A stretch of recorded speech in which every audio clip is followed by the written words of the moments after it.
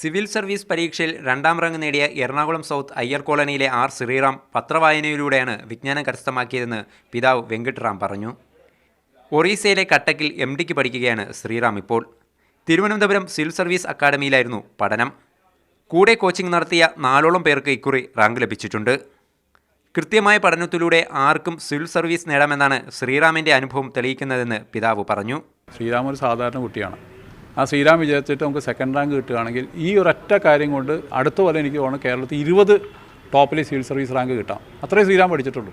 ശ്രീറാമിൻ്റെ പഠനശൈലി നമ്മൾ TV യിലെടുത്ത് കാണിക്കുകയാണെങ്കിൽ കേരളത്തിലെ ഏത് കുട്ടികൾക്കും സിവിൽ സർവീസ് നേടാം. ഈ സിവിൽ സർവീസിൻ്റെ ഭീതി മാറണം. ഇത് രണ്ടാം തവണയാണ് ശ്രീറാം സിവിൽ സർവീസ് എഴുതുന്നത്. കഴിഞ്ഞ തവണ 400-ൽ താഴെയായിരുന്നു റാങ്ക്. തിരുവനന്തപുരം മെഡിക്കൽ കോളേജിൽ നിന്ന് MBBS നേടിയതിനു ശേഷമാണ് ശ്രീറാം ഒറീസയിൽ ഉപരിപഠനത്തിനെത്തിയത്. എറണാകുളം MLA ഹൈബി ഈഡൻ മാതാപിതാക്കളെ അഭിനന്ദിക്കാൻ എത്തിയിരുന്നു.